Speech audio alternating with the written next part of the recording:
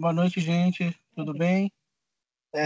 Espero que todos estejam bem. Quero agradecer o Arnaldo por ter ajudado a gente nesse movimento de hoje, né, Arnaldo?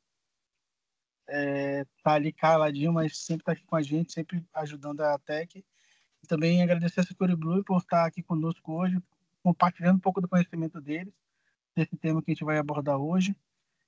Creio que é o primeiro de muitos, mas o objetivo aqui é realmente estar iniciando essa trajetória, né? Então, hoje a gente está aqui para falar um pouco do tema que está surfando o momento. Então, a gente agradece muito também por acreditar na Tech. A gente já está vendo aí que tem um quórum significativo, então é muito bacana já ver as pessoas aí presentes, né, querendo participar. E daqui a pouco eu vou incentivar um pouco mais ali nos nossos grupos também. Mas é isso, obrigado pelo primeiro. Esperamos vocês no ano que vem para a gente fazer um jantar, né? Essa é uma expectativa que nós Presencial. temos também. Jantar presencial. Mas aqui a gente já tem um termômetro das pessoas querendo saber um pouco mais de conteúdo. Fique à vontade de fazer de novo o que vocês desejarem. A gente está aqui para realmente contribuir. Até que ela está com esse objetivo de estar trazendo cada dia mais. Então, todos os meses a gente está tendo formação, todos os meses a gente está tendo web, todos os meses a gente está tendo jantar. E a gente fica muito feliz por vocês também estarem aqui conosco, tá bom? Obrigado, Oscar. Obrigado a todo o time. Fica à vontade, a casa de vocês. Combinado. Deixa eu compartilhar com vocês aqui então, pessoal. Antes de mais nada, eu queria agradecer a Tec aqui por esse convite, vamos dizer assim, e também ao Arnaldo que fez esse meio de campo aí. É um prazer para a gente estar aqui e compartilhar um pouquinho com vocês o que a gente trouxe. Eu acho que é um assunto importante e eu espero que todo mundo goste. Deixa eu compartilhar com vocês aqui.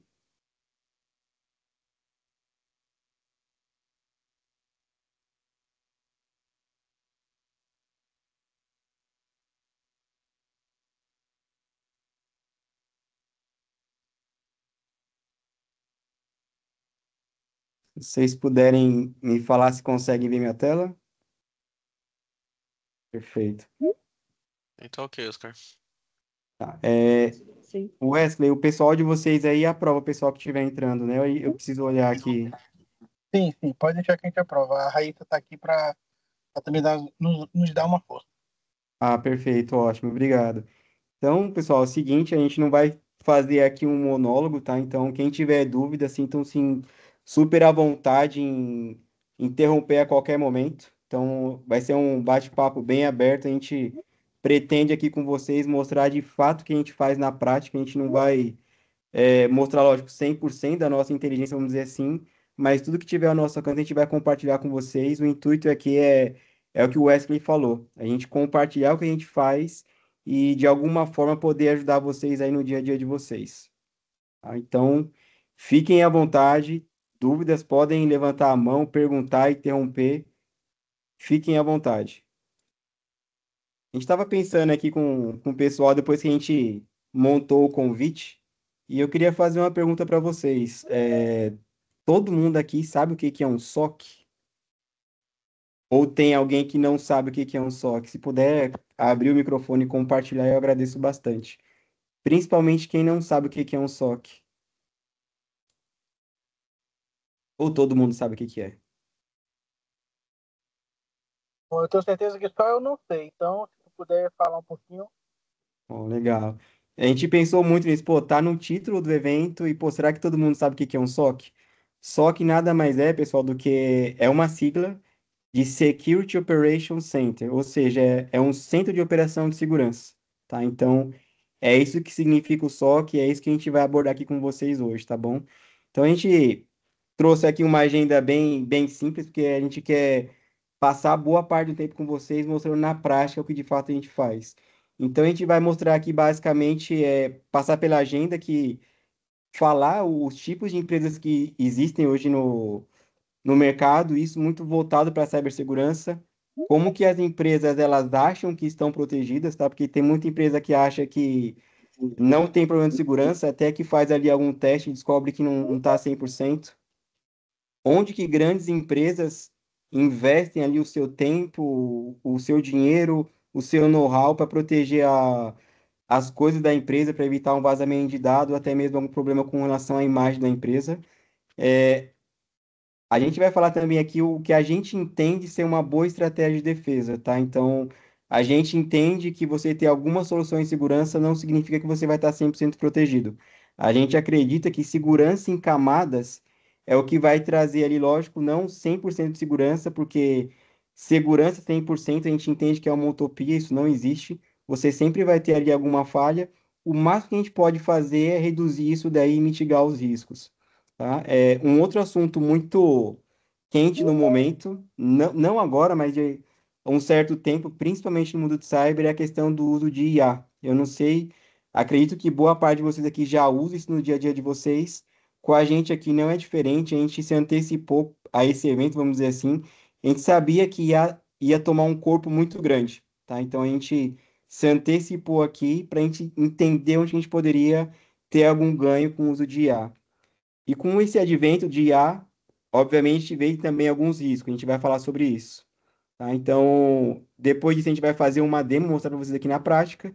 Depois, a gente vai falar sobre alguns riscos que de fato acontecem, principalmente para empresas que pretendem ali fazer um IPO, que é abrir capital na Bolsa de Valores. A gente vai falar sobre algumas notícias também, que a gente vai deixar com vocês aqui a apresentação para quem quiser. A gente vai falar quem são alguns dos nossos clientes.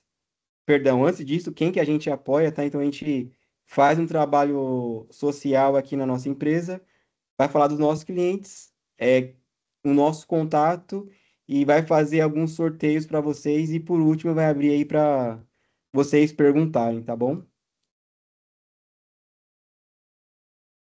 Vamos lá. Hoje, como que as empresas pensam em termos de cibersegurança? A gente entende que tem basicamente dois tipos de empresa. Aquela que foi invadida e sabe, e aquela que foi invadida e nem sabe. Então, isso é muito comum, tá? Então a gente vê no mercado isso acontecendo com bastante frequência, principalmente quando a gente vai fazer algum tipo de pen test, tá? Então a empresa ela acha que está muito segura, mas quando faz ali um teste um pouco mais profundo, vê que nem sempre é essa a realidade, e isso é muito comum, tá? Então, pensando em cibersegurança, a gente nunca pode pensar em baixar a nossa guarda. Nunca será o suficiente. A gente precisa sempre ali pensar no que mais a gente pode fazer para estar ali à frente de um atacante. Então, esse é o objetivo. Então, dois tipos de empresa. Basicamente, aquela que atua de forma proativa, sabe o que está acontecendo, e aquela outra que muitas vezes acaba contando com a sorte, tá? Então, é isso que a gente vê muito acontecendo hoje em dia. Tem aqui alguma dúvida, pessoal? Fiquem à vontade para perguntar, tá bom? E aqui é a percepção das empresas, tá? Então, lógico que isso daqui não é a verdade absoluta, isso vai muito de encontro com as empresas que a gente atende hoje em dia. E o que que eles alegam para a gente, né? Fala, pô, eu tenho talvez a melhor solução antivírus do mercado, eu tenho um bom firewall, mas será que isso é o suficiente? Algo que a gente vê com bastante frequência. Ok, o pessoal tem até um bom antivírus, mas será que as políticas estão bem configuradas? Muitas das vezes não. Então, entendam que ter um antivírus não é o suficiente, tá? Então, até porque o antivírus não vai impedir você de ser invadido nem nada.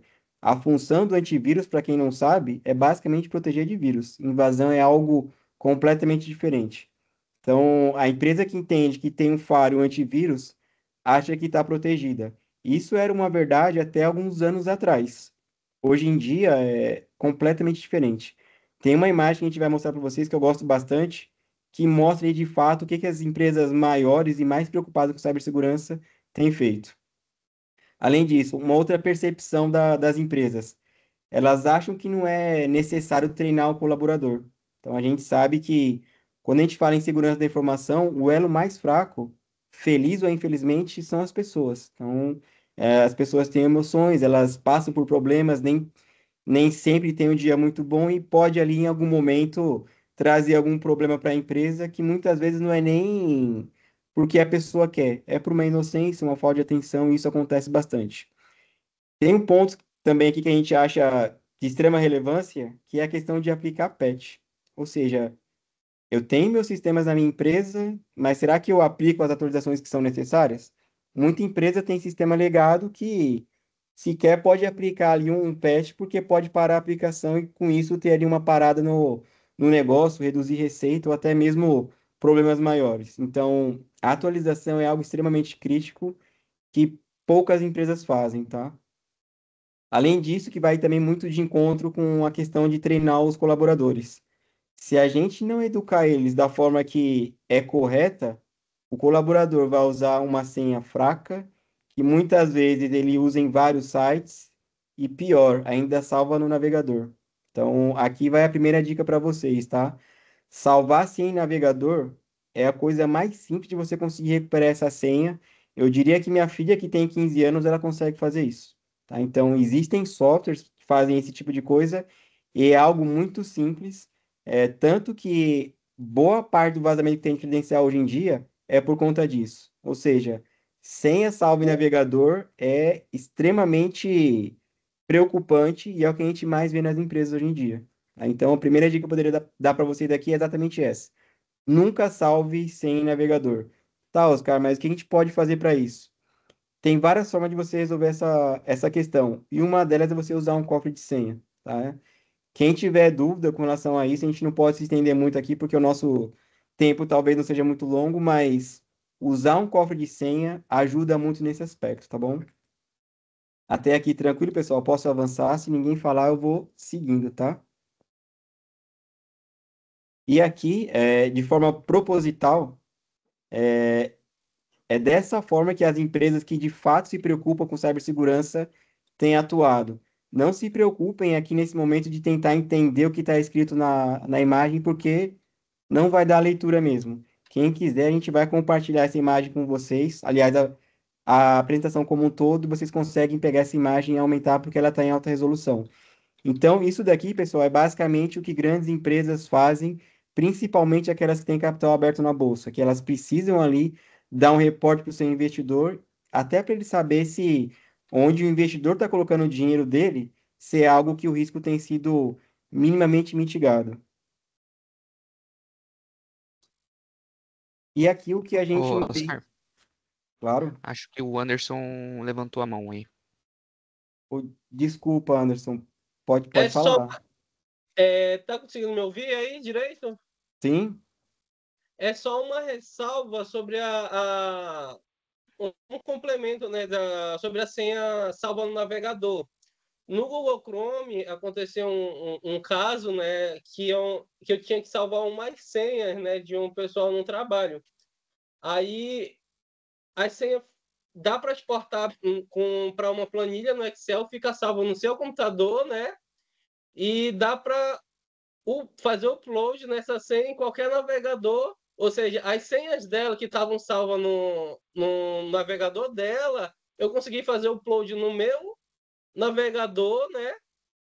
E ficou salvo como se fossem minhas senhas. Eu até hoje tenho a senha dela aqui, eu já pedi para ela trocar todas as senhas, então como uma coisa assim fica assim salva, né, no computador onde qualquer pessoa pode fazer o upload, jogar no navegador e fica salvo todas as senhas lá, cara. Eu achei isso ó, in- assim, sem palavras eu fiquei, ó, falta de segurança dessa. Exato. E qual que é o ponto? A culpa é de quem desenvolveu o navegador ou de quem está usando ele? Então, assim, esse é o ponto. É a mesma coisa quando a gente fala Uhum. de cloud, pô, Azure, AWS, a GCP. Eles entregam recurso para você utilizar. Tem muita empresa que fala o seguinte, pô, eu tô seguro porque eu tô na AWS, tô na Azure, na GCP. Mas espera aí, eu entendo que os grandes cloud providers vão fazer o trabalho dele. Eles vão garantir a segurança física e vai te dar o recurso para você aplicar ali na sua empresa, na sua configuração que você, quando cria a sua conta. Eles não garantem que o seu dado está seguro. Se acontecer algum problema, que a gente já viu acontecer muitas vezes, a AWS, Microsoft e o Google vão falar assim, olha, se você teve um problema e você não configurou, o problema é seu. O meu trabalho enquanto provider foi feito que é te entregar o recurso. Se você não fez bom uso dele, a culpa é sua. Essa questão de salvar senha no navegador pode parecer besteira, pessoal, mas é onde a gente mais tem sucesso quando a gente vai fazer pen teste. A gente adora quando isso acontece. E eu vou te falar que isso acontece em 99% das empresas. Tá? E, inclusive, a gente vai comentar mais para frente. A gente teve problema também de vazamento com o nosso domínio. A nossa equipe, ela tem um pessoal que é jovem, gosta de jogo, e uma vez uma pessoa instalou um aplicativo lá que coletava exatamente isso. A pessoa salvou a senha, uma das senhas que a gente usa aqui na empresa, no navegador. Esse programa espião, vamos dizer assim, capturou a senha e vazou na Deep Dark Web. Então, lógico, a gente monitora isso aqui na nossa empresa. A gente, assim que a gente teve aquela informação que a gente teve uma senha comprometida, a gente foi lá e efetuou a troca da senha, que isso se chama um processo de resposta a incidente. Então, assim, se você tem uma empresa que você está minimamente educado com relação à segurança, se vazar uma credencial, o que você vai saber, você vai fazer a troca. Mas eu te pergunto, será que é todo mundo que está monitorando vazamento de credencial? Poucas são as empresas que fazem isso hoje em dia. Então, dica de ouro, pessoal, salvar sem navegador, não importa qual seja, tá? São todos. É muito fácil de conseguir isso, muito, mas muito fácil mesmo.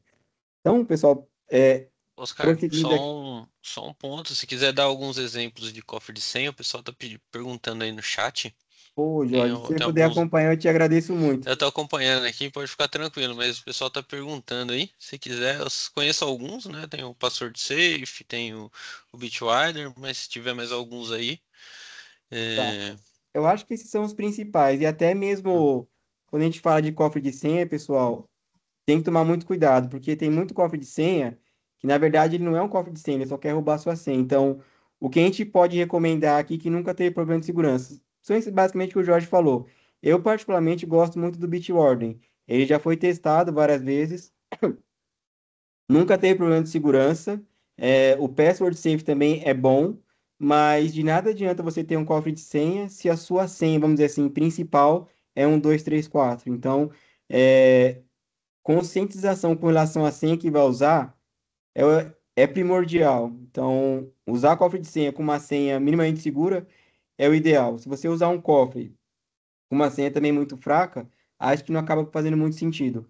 Como funciona esse cofre? Eu não vou entrar muito em detalhe aqui para a gente não perder muito tempo. O cofre nada mais é, pessoal, de você ter uma única senha para você entrar no seu cofre e lá você ter uma senha para cada aplicação que você usa. Eu, por exemplo, cada aplicação que eu uso aqui, eu tenho uma senha diferente. E as minhas senhas normalmente têm entre 26 a 35 caracteres e tem caractere especial. Todas elas, sem exceção. Pô, cara, isso é muito? Depende. Mesmo assim, nada impede que você não tenha um vazamento de senha. De novo, se você colocou no navegador, a chance de vazar é quase 100%, eu diria. Beleza? Então, Jorge, se tiver mais alguma dúvida com relação a isso aí no chat, você nos avisa aqui, por favor. Claro, claro, vou falando sim, pode deixar. Bom, vamos lá. Então, só voltando aqui, pessoal. Isso aqui é o que as grandes empresas de capital aberto, listado na bolsa, é onde eles se preocupam. Vocês vão receber essa apresentação, quem quiser, é claro, e vocês podem entrar no detalhe para ver ali com mais informação. E aqui é o que a gente entende, lógico que ali é muita coisa, a gente não está falando para vocês fazerem tudo, embora a gente recomende. Mas ali não é uma realidade para todas as empresas, tá? E o que que a gente entende ser uma boa estratégia de segurança?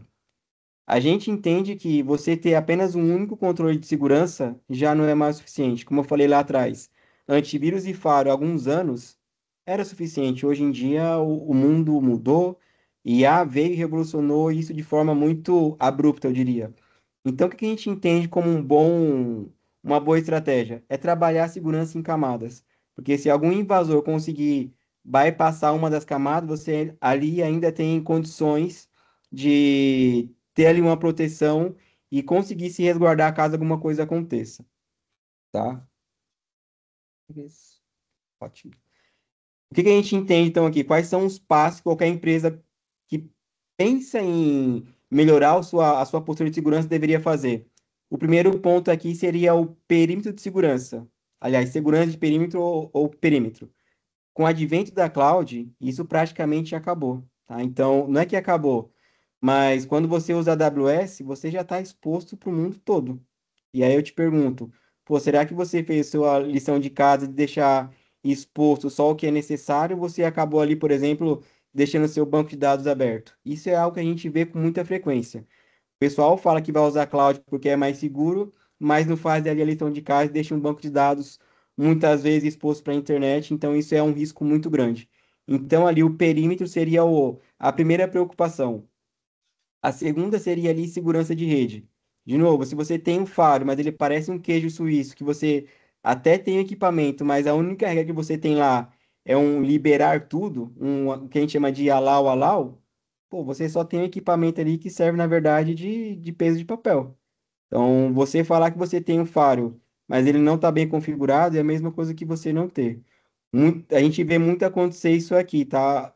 As empresas gastam uma fortuna com faro, mas você vai ver a configuração do pessoal ali, pô, não tem configuração.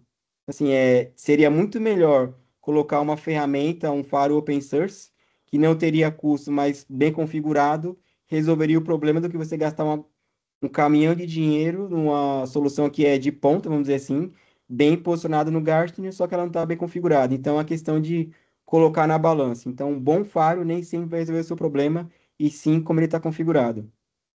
Oscar, tem uma dúvida aqui do Arnaldo. Ele perguntou se nesse slide se a gente consegue apoiar ou atuar em todos esses itens.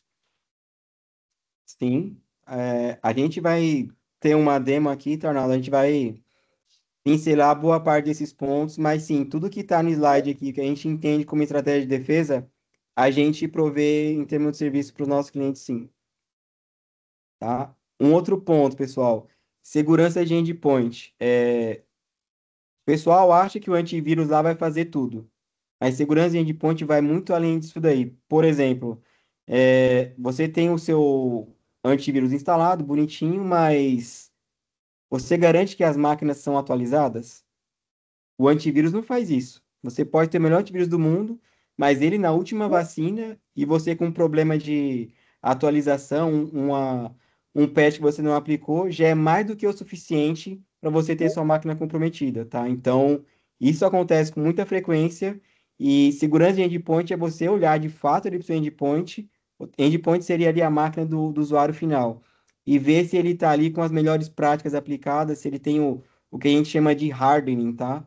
Ou seja, entregar um equipamento para a pessoa utilizar, o colaborador, prestador, seja lá o que for, só que garantir que a configuração que está ali, ela é o suficiente para garantir a segurança. Muitas vezes a gente sabe que, por exemplo, bloquear ali o painel de controle do usuário é, de certa forma, algo ruim, porque você tira um pouco ali do poder da pessoa em fazer alguma configuração. Mas isso, em boa parte das empresas que a gente vê, tem esse lado negativo, mas a vantagem é que a pessoa não consegue fazer uma configuração que pode colocar o equipamento em risco. Então a gente entende isso como segurança de endpoint. Um outro ponto aqui, agora na outra esfera, que é segurança de aplicação.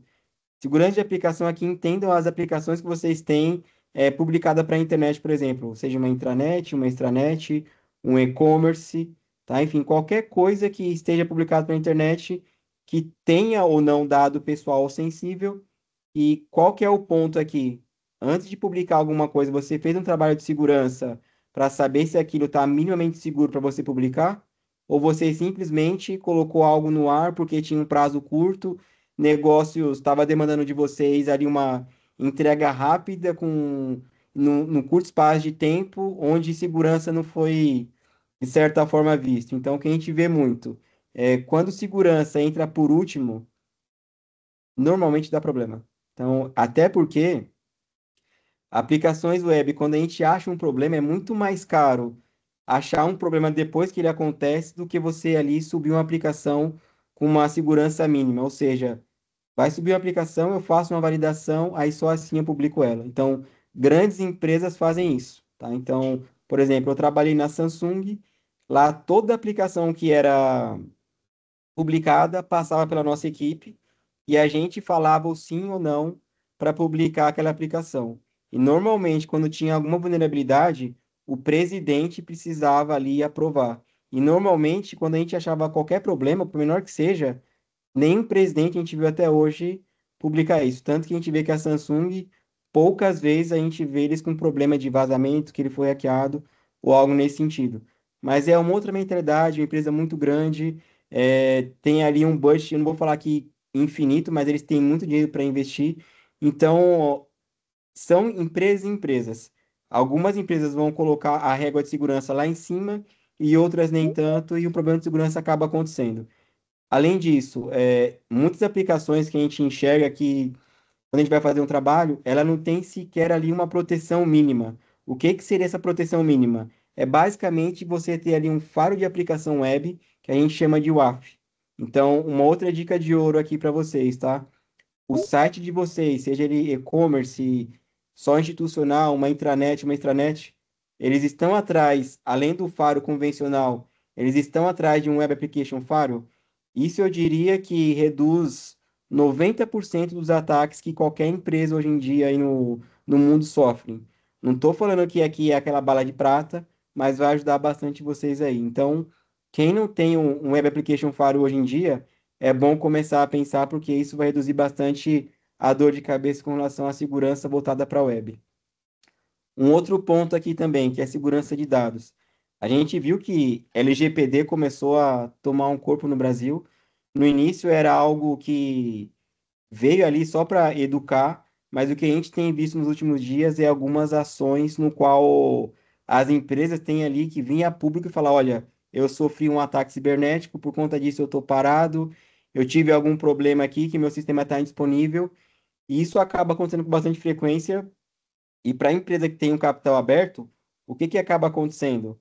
A ação deles na Bolsa de Valores acaba perdendo um valor significativo. Então, essa é uma preocupação que a gente tem que tomar aqui. Voltado para a segurança de dados, a gente sabe que a LGPD ela não exige, mas ela recomenda fortemente que você tenha ali, desde o momento que você recebe a informação de um titular, que é o dono do dado pessoal, até o momento que você armazena em qualquer banco de dados, toda a comunicação do início ao fim dela, ela precisa estar criptografada. É uma recomendação muito forte. Aí eu pergunto para vocês, todos os sites de vocês trafegam através de um SSL? O que que seria esse SSL? Seria basicamente aquele cofre que fica no navegador. Então, assim, cofre não, desculpa, aquele certificado, é um cadeado, na verdade, que ele fala que você tem um certificado digital. Então, boa prática para vocês utilizar a partir de agora. Eu acredito que boa parte do pessoal que está aqui já tenha isso, tá? Então, certificado digital garante que da máquina da pessoa que está acessando o seu sistema web até o seu servidor, essa comunicação é criptografada. Então, isso aí é uma das grandes recomendações da LGPD. Além disso, voltada ainda para a segurança de dados. Isso protege parte da comunicação, ou seja, do dispositivo da pessoa até o seu servidor, você garantiu, ou seja, você está em conformidade com a LGPD. Mas do momento que você pega aquela informação da pessoa, o dado pessoal dela, seja sensível ou não, e você guarda no seu banco de dados, tem um negócio chamado LGPD que é at rest, ou seja, você precisa garantir que, uma vez que a informação está gravada em banco de dados, que ela está em repouso, ela também precisa estar criptografada. Então, eu recomendo a vocês aqui, quem usa isso on-premises, de verificar se sua base está criptografada, e para quem usa ambiente cloud, verificar se foi marcado lá a questão da sua base estar criptografada. Então, isso, para quem aplica hoje em dia, se for autuado por conta da LGPD, eu não posso garantir que vocês vão reduzir a multa a zero, mas a tendência é quase isso. Ou você pode reduzir quase a zero a multa que você deveria pagar, ou então ali você vai reduzir significativamente o que você deveria pagar. Então, é uma recomendação que a gente entende ser muito importante aqui, e quem não segue, se puder seguir, vai ajudar vocês muito no dia a dia. O próximo ponto seria a operação. O que que seria a operação?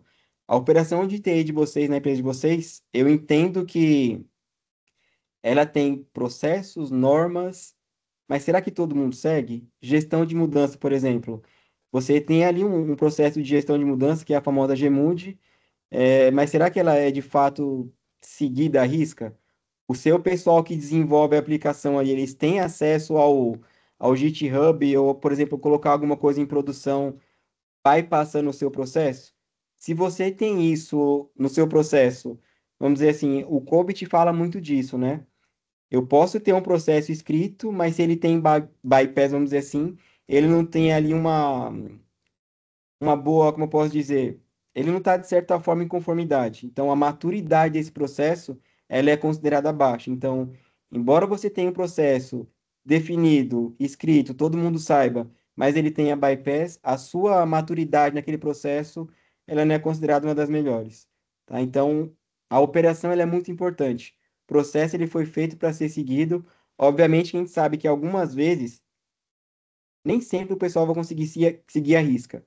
Mas o ponto é, vocês auditam isso? Vocês sabem quantas mudanças foram para produção que foi testada minimamente, que o pessoal tem a documentação, pô, se acontecer algum problema, eu vou ter condição de fazer um rollback ou vou contar com a sorte de, pô, o desenvolvedor colocou algo na produção, deu errado, será que meu último backup eu testei ele? Porque muito que a gente vê aqui é o seguinte, o pessoal até tem o processo de backup, mas testaram, fizeram algum restore? Backup sem testar o restore, gente, não é backup, tá? Então, famoso pipeline de produção, estratégia de implantação, é isso aí. É o famoso pipeline, o CI/CD. Então, é exatamente isso. A equipe de desenvolvimento, ela quer entregar muito rápido, de forma contínua, sem depender muito da equipe de infraestrutura e também segurança. Eles acham que isso, muitas vezes, como eu diria, é uma forma que a gente tem de burocratizar, mas não é questão de burocratizar. O processo está ali para ser seguido. Se você passar por uma auditoria, você tem aquele processo escrito e você mostrar aquilo, o seu grau de maturidade vai lá em cima. Agora, se você não tem isso escrito, documentado, e só tem coisa que vai para a produção que você não tem controle, se você for, por exemplo, abrir capital, isso daí já não é visto como eu diria, não é visto com bons olhos. Então, o processo está aí para ser seguido. A nossa operação ela tem que ter minimamente processos estabelecidos e auditáveis. E principalmente você ir lá auditar e ter evidência de que fato você fez o seu trabalho, tá? Aí o próximo ponto aqui é a gestão da política. Então, vai muito de encontro com operações. Na política, lá na parte de gestão de políticas, eu escrevo a norma e a equipe de operações vai seguir aquilo. Então, é importante você ter a política de fato publicada, todo mundo saber daquilo, e principalmente, se vocês puderem fazer com que o pessoal que opera o sistema de vocês assinar, esse seria o melhor cenário, tá? Então, se acontecer algum problema, vocês conseguem alegar que eu tenho política, a pessoa sabia daquilo. Tá aqui a evidência, ela assinou e sabia, e mesmo assim não seguiu o processo. Então, é uma forma da gente blindar a nossa empresa quando alguma coisa sai ali dos eixos, tá? E ali vem uma questão de prevenção, tá? A gente comentou alguns outros pontos. Gestão de vulnerabilidade. Acredito aqui que boa parte de vocês fazem, e quem não faz ainda, a gente recomenda fortemente. Vulnerabilidade, pessoal, não é só você aplicar ali um patch do Windows. Muita empresa acha que é isso. Mas vocês acham que as invasões que acontecem aí mundo afora não é só por causa de Windows. Muitas vezes a máquina está 100% atualizada. Qual que é o problema aqui? É um aplicativo lá, aquele aplicativo que a gente mal dá atenção, por exemplo, um 7-zip desatualizado. Ele tem vários, a gente chama aqui de CVS. Tem várias vulnerabilidades que foram publicadas e eles avisam, olha, eu tenho essa vulnerabilidade, está aqui o patch para você aplicar. Quem faz isso? A gente vê muita empresa e produtos que fazem update só de Windows. E as aplicações? Eu diria que boa parte dos problemas que acontecem hoje, por falta de atualização, não é só do Windows. A gente costuma falar que, pô, Microsoft é muito problemática. Não estou aqui tirando a culpa deles. Mas eles fazem o trabalho deles. Toda segunda quinzena do mês, eles soltam atualização. Ótimo para quem faz, segue ali as boas práticas deles, mas e das aplicações? Poucas são as empresas que fazem. Então aqui vai outra dica. Atualizem também os aplicativos. Boa parte dos problemas que acontecem é por conta disso, tá? E por último, não menos importante, é a questão de monitoramento e resposta. Então, se eu tenho um ambiente ali muito grande, acontece muita coisa, e eu não tenho visibilidade, como que eu vou conseguir ali seguir um processo, por exemplo, de resposta a incidente, se eu não sei nem o que está acontecendo? Tá? Então, empresas que querem abrir capital, por exemplo, se ela não tem um processo de monitoramento, ela não abre capital de forma alguma, tá? Então, monitoramento e resposta a incidente, pessoal, é algo extremamente importante. Toda empresa que preza por segurança deveria fazer isso. Até aqui, pessoal, alguma dúvida? Ficou claro para vocês? Jorge, tem alguma coisa no chat que precisa responder que eu não estou conseguindo acompanhar? Não, não. O Lucas, ele falou aqui que é o seguinte: as regras de Faro vêm das políticas. Se as políticas não existem ou são mal elaboradas, opa, isso é o que torna esses faros fracos? Tá, vamos lá. Não é que existe faro fraco, tá, Lucas? O problema é a pecinha que está ali atrás, entre a cadeira e o monitor. De novo, você pode ter o melhor faro do mundo, mas se ele está com a configuração errada, não é culpa do vendor. A gente aqui não levanta bandeira por nenhum vendor, tá? Para que fique bem claro. Mas é muito mais a configuração que é realizada do que o produto em si. De novo, a gente vê faros aí de última geração, eu já vi Palo Alto, Fortinet, Cisco, que custam um valor assim bem alto, só que não tem nenhuma regra configurada da forma correta.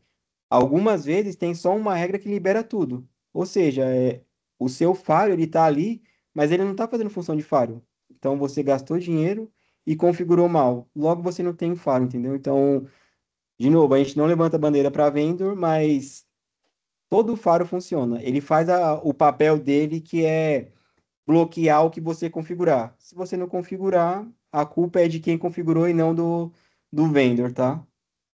Aí ele fez uma outra pergunta. Todas essas áreas são partes do trabalho do SOC ou está dividida em outras áreas de SI? Boa pergunta. Quando a gente faz um trabalho de SOC, todas essas competências que estão aqui nessa tela, a gente aqui do SOC faz boa parte delas, mas entenda o seguinte: o SOC ele vai fazer o papel dele e ele tem que interagir com as equipes das empresas. Por exemplo, aqui envolve todo mundo. Pô, vai envolver equipe de aplicação, equipe de rede, equipe de cloud, equipe que gerencia ali os endpoints, quem gerencia antivírus, firewall. Então, assim, a gente vai dar insumo para essas equipes tomar as melhores decisões. Então, é isso que o SOC acaba fazendo, tá? Então, o SOC interage com praticamente a equipe de TI inteira da empresa. Então, a gente atua como se fosse um braço consultivo de vocês, falando, olha, configura isso daqui porque não está bem configurado. Então, tudo isso vai de encontro com o quê? Se a gente monitora o ambiente, a gente sabe o que de fato está passando ali, e com base nisso a gente tem ali condições de falar, olha, isso está bem configurado, está mal configurado, e vai dar insumos para vocês fazer ali as melhores configurações, seguir as melhores práticas em termos de cada produto que vocês usam. Mais alguma, Jorge? Lucas, eu te respondi?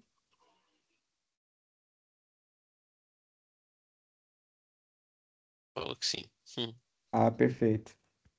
Vamos pro próximo. Então, vocês entenderam então, né, pessoal? A gente tem o slide anterior aqui, que é um mundo de coisas que as grandes empresas fazem, e aqui a gente entende que é ali o principal, o primordial que vocês deveriam se preocupar em termos de cibersegurança. Vou tomar um gole de água.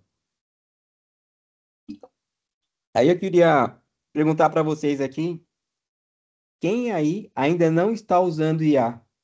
Poderia só dar um eu aqui no chat, que esse aí eu vou acompanhar, porque esse daí para mim eu particularmente gosto muito.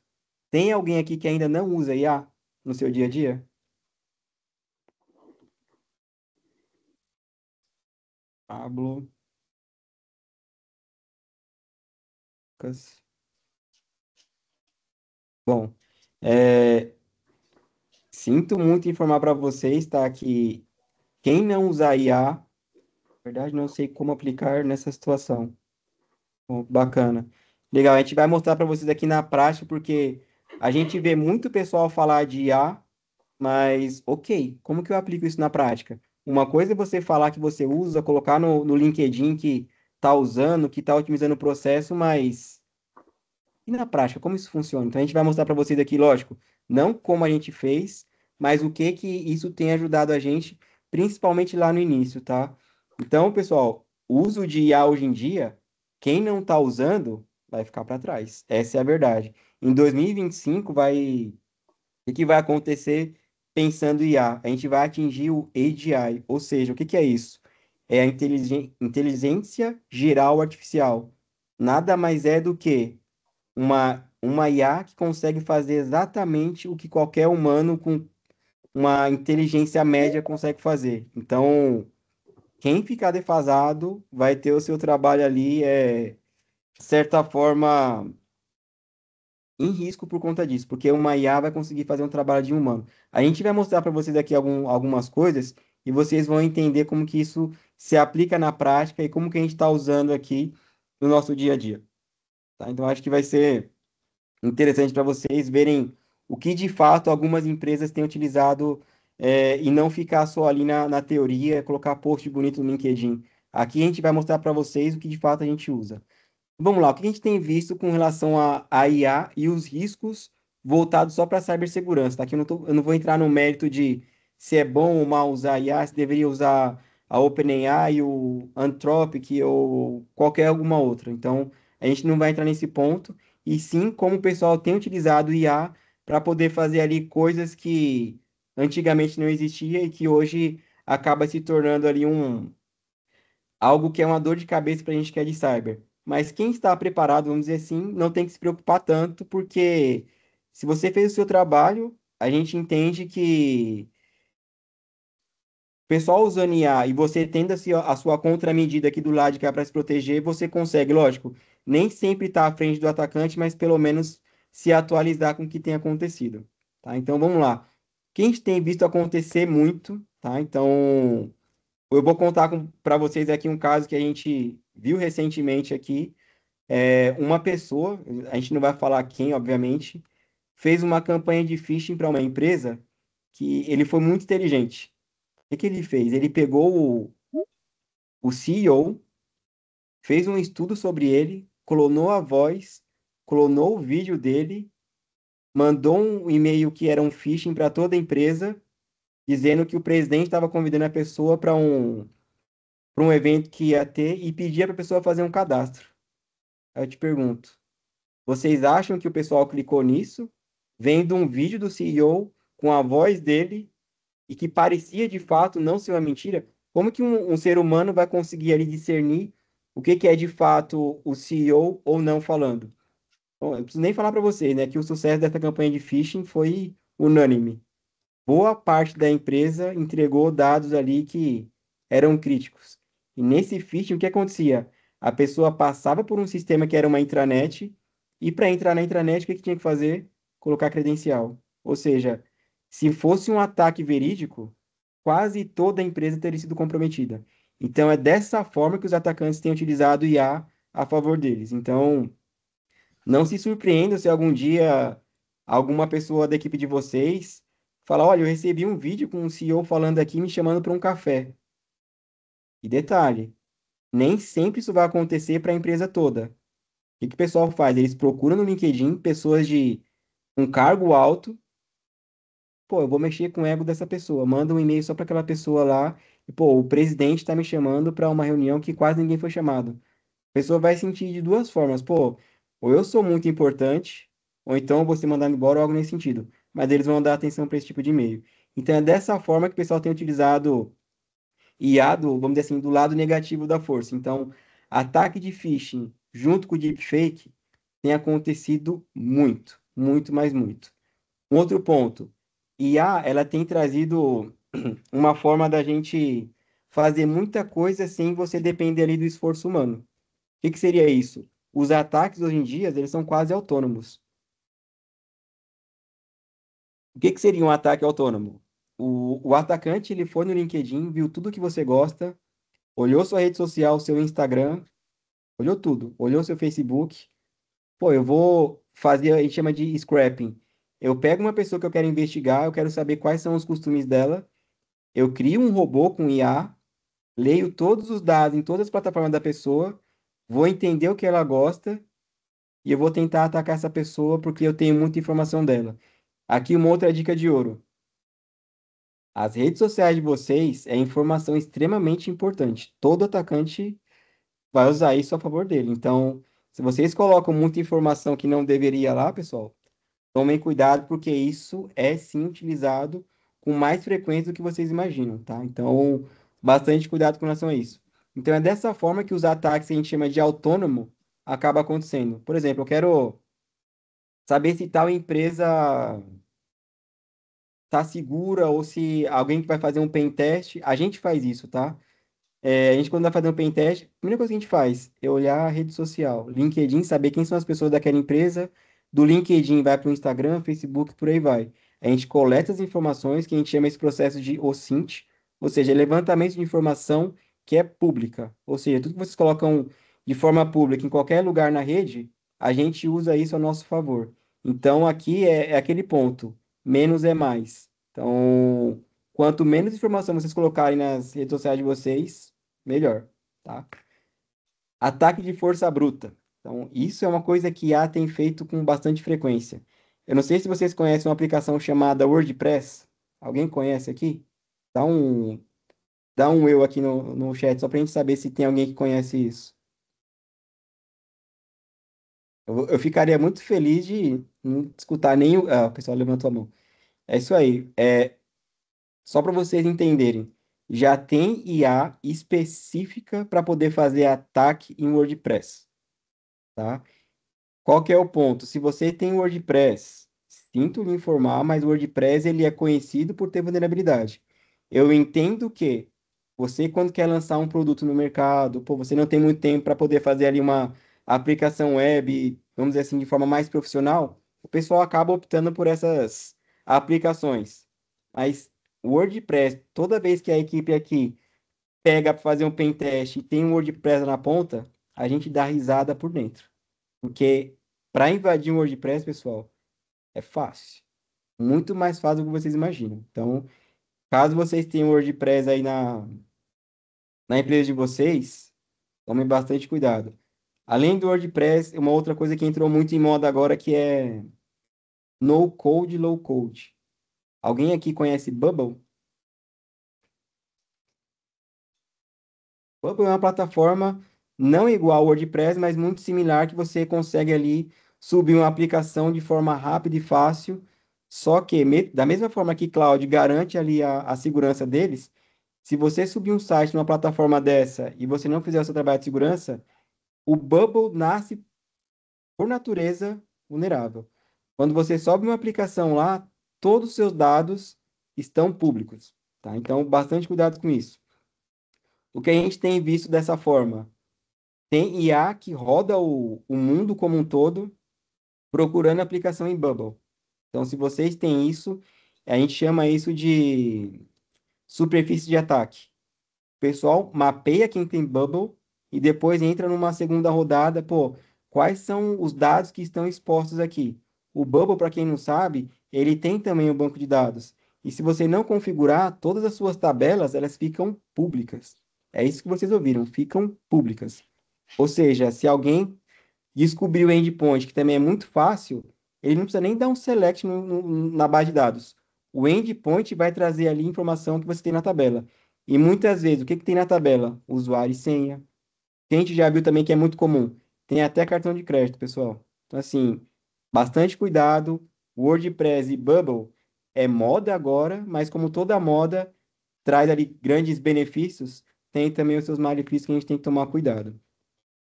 Vamos lá, um outro ponto que a tem feito assim com maestria, que é a criação de documento malicioso.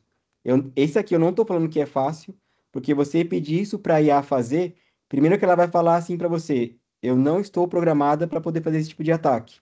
Mas se você souber ali fazer um negócio que a gente chama de prompt injection, quem sabe isso sabe muito de IA, você consegue ali burlar a IA para te dar respostas que normalmente ela não daria. Tá? Então, isso é bem importante. E hoje, quem tem um conhecimento um pouco mais avançado em IA consegue usar a IA para criar documentos maliciosos. Então, isso daí tem acontecido bastante. Outro ponto, exploração de vulnerabilidade. Não tem nada nesse mundo que seja melhor para você explorar uma vulnerabilidade do que você saber como ela funciona. E isso a IA te dá quase que de graça, te dá de bandeja. Se você perguntar como funciona tal vulnerabilidade, ela vai te falar como funciona. E como atacar? Ela não vai te responder isso, mas se você souber ali perguntar, ela vai te dar a resposta. Vocês entendem aqui que o poder de fogo que o atacante tem agora é algo completamente diferente? Coisas que até um tempo atrás eram vistas só em apenas em alguns fóruns muito obscuros, Deep Web, Dark Web, agora está disponível na Surface para todo mundo. Hoje, por $20, você tem acesso ao OpenAI, que tem modelos extremamente absurdos de inteligência. E, cara, vai te dar ali qualquer informação que você perguntar, desde que você saiba perguntar. Então, explorar uma vulnerabilidade não é algo tão difícil quanto era alguns anos atrás. Então, esse é o ponto. Explorar a vulnerabilidade se tornou algo muito fácil hoje em dia. Então, se vocês têm muitas aplicações web que estão expostas e você sequer sabe se tem vulnerabilidade, uma outra recomendação: faz um scanzinho de vulnerabilidade lá para você ver se você está minimamente seguro ou não. Esse é um trabalho que a gente também faz aqui, e os clientes que a gente tem aqui no nosso SOC, esse é um trabalho que a gente também faz. A gente chama isso de reduzir a superfície de ataque. Qual que é o ponto? Se o atacante não sabe que você tem uma aplicação disponível, ou se você tem, ela não está vulnerável, o que que o atacante faz? Pô, aqui eu vou ter dificuldade. Ele salta para o próximo.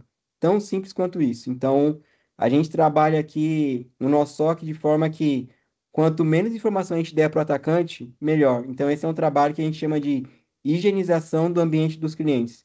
Então, a gente tenta ali ao máximo reduzir o que tem de informação exposta para que o atacante, quando vê aquilo, pô, aqui não tem informação importante, eu vou saltar para o próximo. É isso que o atacante pensa. Ele pensa na facilidade. Pô, eu vou atacar tal target. Será que eu vou perder muito tempo? Se ele for perder tempo, ele salta para o próximo. Tão simples quanto isso. Além disso, evasão de segurança. O que que seria essa evasão? Pô, de novo, o cara lá tem o melhor antivírus do mundo, no Gartner, top 1 lá no quadrante macho do Gartner. Perfeito. Os atacantes conseguem usar a IA para entender como o mecanismo daquele antivírus funciona, para entender qual que é a brecha que ele consegue ali explorar. Pô, como que eu posso, por exemplo, desativar o antivírus? Pô, se eu entrar com permissão de system na máquina, eu consigo parar qualquer antivírus. Isso pode parecer, nossa, Oscar, é possível? Alguns antivírus, infelizmente, sim. Ou seja, você entra ali com permissão de system no Windows e muitos antivírus vão entender que, pô, se ele está com privilégio de system no sistema e ele quer parar o antivírus, muitas vezes ele vai conseguir. Então, usando IA, o pessoal consegue usar esse tipo de técnica que a gente chama de evasão para conseguir parar o antivírus, faz o que tem que fazer, volta o antivírus, porque o pessoal que é atacante, eles ainda são, de certa forma, ousados. Ou seja, ele invade sua máquina, o seu sistema, o seu servidor web, enfim, desativa o antivírus, faz o que quer para não ter rastro, depois ele ativa seu antivírus de novo. É isso que acaba acontecendo e IA tem utilizado, o pessoal tem utilizado IA muito para isso. E isso não é, pô, você está falando que é algo muito longe da realidade. Muito pelo contrário. É isso que acontece no mundo afora e com bastante frequência, muito mais do que a gente gostaria. E, de novo, deepfake junto com ataque de phishing, se é algo muito bem elaborado, as pessoas vão cair, infelizmente. Até aqui, alguma dúvida? Tá claro para vocês? Querem fazer alguma pergunta? Alguma pergunta aí, Jorge? Não, não, só alguns comentários. O Lucas Williams, existe alguns APTs que usam malwares treinados por ML para infectar sistemas e nenhum antivírus pegar. É bem avançado, mas existe e acredito que fique mais comum. E Pode. até só complementando também uma dúvida aqui, é, que o mesmo Lucas fez, ele falou assim, ó, só para esclarecer um ponto, a configuração de equipamentos de segurança como Firewall, IDS, etc., então então não é um papel do SOC, mas sim do pessoal de infra e de outros segmentos de TI. Então, o que acontece? Como eu falei, existe uma boa parte a maior parte das empresas hoje, a parte de SI é um braço das outras áreas de TI, né? Então, que nem no caso de um Firewall, né? O SOC está monitorando o Firewall. Então, vamos lá.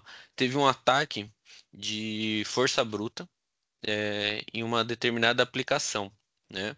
E o Firewall tá segurando ali, porque tá no SSH, né? Então tem aquela porta 22 aberta. Indo um pouquinho mais pro tecnês, mas vocês vão entender onde eu quero chegar. é, tem aquela porta, e aí o cara tá fazendo uma série de requisições até adivinhar a senha, né? Então o seu Fire ele vai começar a receber um monte de alerta falando que tá com erro de login, erro de login, erro de login. O que que o SOC faz? Ele pega esses eventos dentro do seu Fire e vai correlacionar e vai gerar um alerta falando, ó, tal equipamento, tal Fire tá tá recebendo um ataque de força bruta. Dá uma olhada.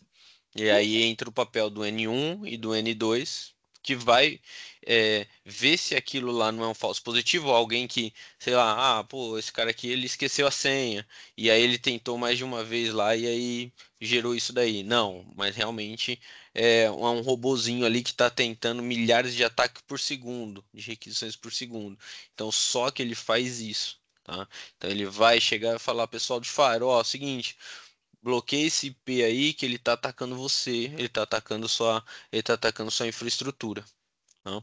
Então, eu acho que eu consegui, não sei se consegui responder aí de uma melhor forma de como o SOC atuaria num caso de um firewall, tá? Realmente, o SOC ele não vai chegar e vai colocar a mão na massa e falar, vou configurar uma rota para fazer uma configuração, ou vou configurar uma VPN para falar com a empresa X, com a empresa A. Não. O que que ele vai fazer? Ele vai pegar a política e vai falar, não, ó, você não pode liberar essa porta SSH, porque isso daí é uma brecha que você pode tomar uma invertida e tomar um ataque.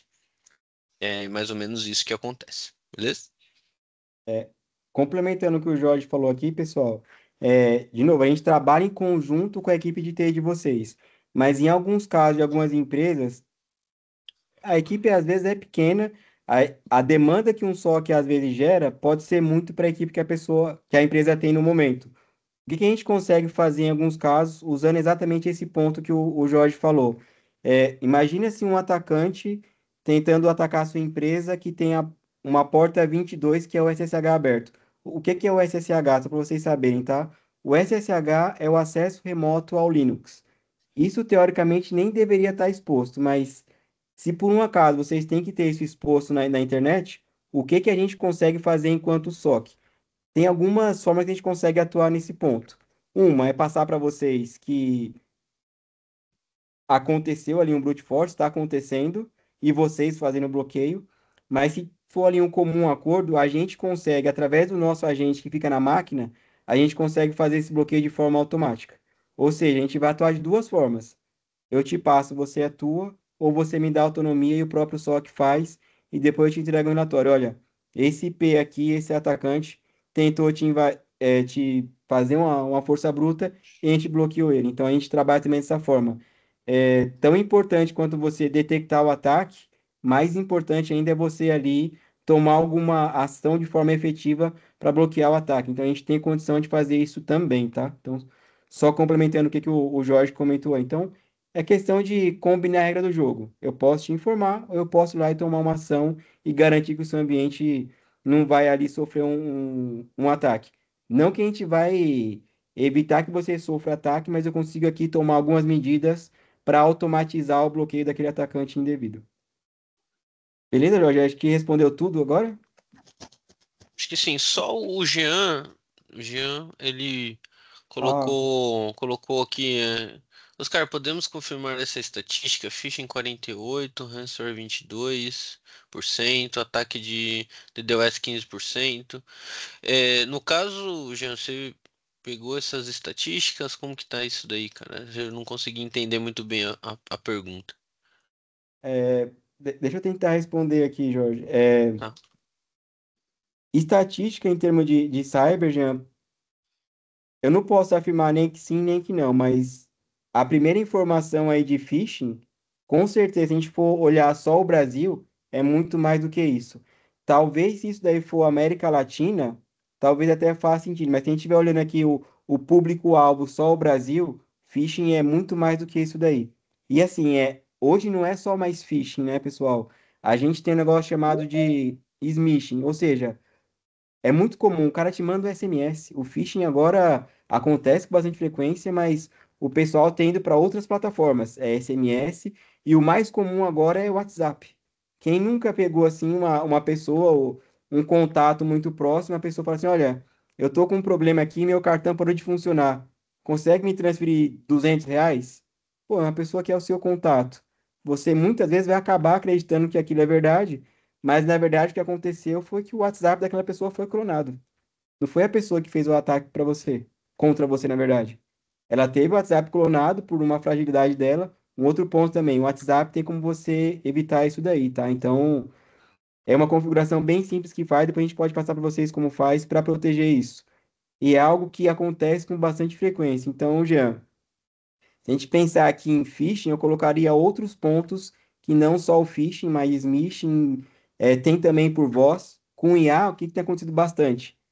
O pessoal clona a voz de alguém, pede para um robô ligar para a pessoa, e é exatamente a voz da pessoa que clonou, e você acha que está falando com a pessoa, mas na verdade não é. Então precisa tomar bastante cuidado com isso.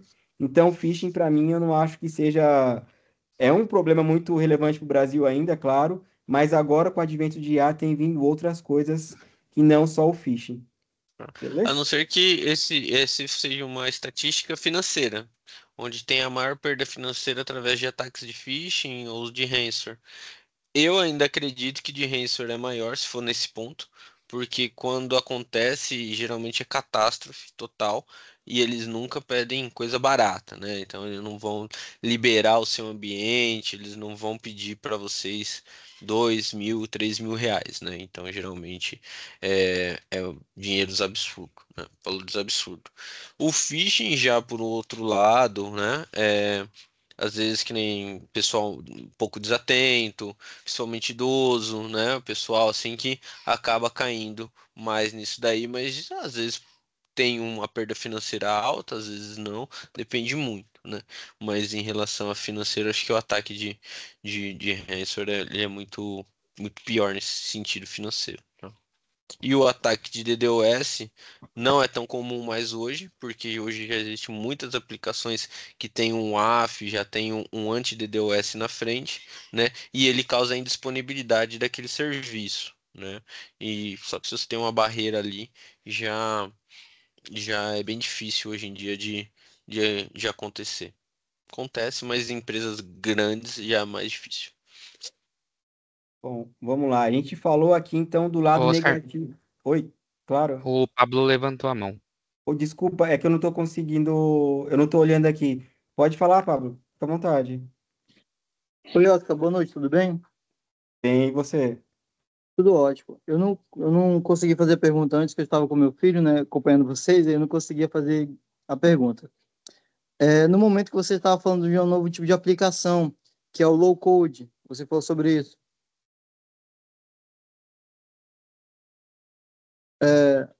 Tá vendo? Sim, Conseguindo tô ouvir? ouvindo. Uhum. Pois é, eu estou em um momento que eu indiquei para uma empresa fazer a migração de um sistema muito antigo, que está em Delphi ainda, né? Então, não evoluiu em nada, está bem problemático o sistema lá. E eles precisam muito evoluir questão de uso do usuário, uso dos funcionários, muitas funções, né? Não vou ficar citando aqui. Que esse sistema antigo não faz. Ele só funciona mesmo que é para funcionar. E com muito problema. Daí você falou sobre a situação do sistema em low code. Esse sistema, ele está sendo entregue, ele ainda não foi contratado, mas a gente está em negociação para começar a desenvolver. Eles vão fazer toda a análise de mercado, né, o analista de negócio, para saber como é que funciona e tudo mais. Mas ainda não foi permitido isso. Então, permitindo eles fazendo toda essa análise, após isso vai ser desenvolvido o sistema para uso e, e manipulação em low code. Ele vai ser em low code, não, vai ser em no code, em low code e high code. Aí eu fiquei preocupado que você falou em questão de segurança. É aquele negócio, né, Pablo? Não tem almoço grátis. Aí eu vou te botar uma pergunta. Vocês estão avaliando isso. O que que foi avaliado em segurança até agora? Eu posso até apostar contigo aqui. Pouco ou quase nada, certo? Não, não. Sobre segurança, a gente não chegou nessa pauta. A pauta única que a gente falou muito, bastante ainda, foi sobre as melhorias que esses sistemas vão trazer e vão atender. Então, todos estão com os olhos brilhando para isso e não foi vista a questão da segurança ainda. Isso é aquilo que a gente comentou, né, Pablo? Segurança acaba ficando por último.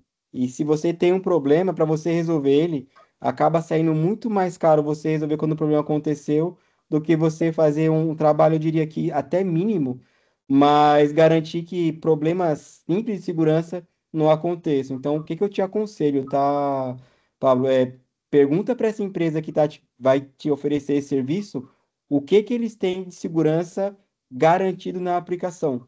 Eu acho que essa é uma pergunta excelente para você poder comparar minimamente uma empresa da outra. Então, se ele falar assim para você, esse parceiro, falar, olha, eu não tenho nada, fica 100% sobre o que você vai desenvolver. O que é boa parte das empresas vão te falar isso. Agora, se você falar com uma empresa, olha, eu tenho aqui proteção contra DDoS, eu tenho um Web Application Firewall, eu tenho alguns mecanismos contra brute force, pô, esse cara já tem muito mais coisa do que aquele cara que vai falar para você, olha, é tudo contigo. Eu só estou te dando a plataforma.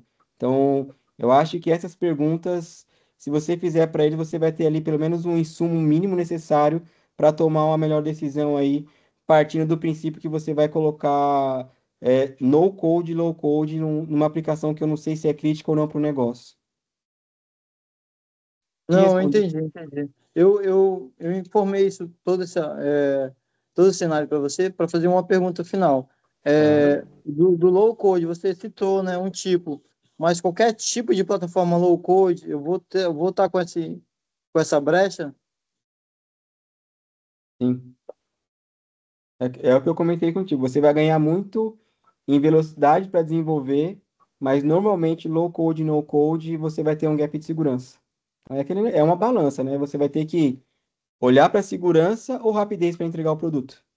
Você não vai conseguir ter os dois. Então, você vai precisar entender com o negócio o que que eles vão ali priorizar no momento para tomar a melhor decisão. Então, de fato, low code, no code, você vai ganhar um tempo muito grande para entregar, só que em contraparte da segurança não vai ser a das melhores.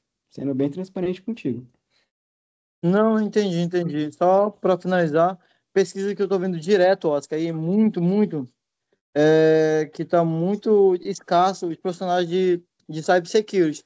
Mas eu chuto isso com qual forma?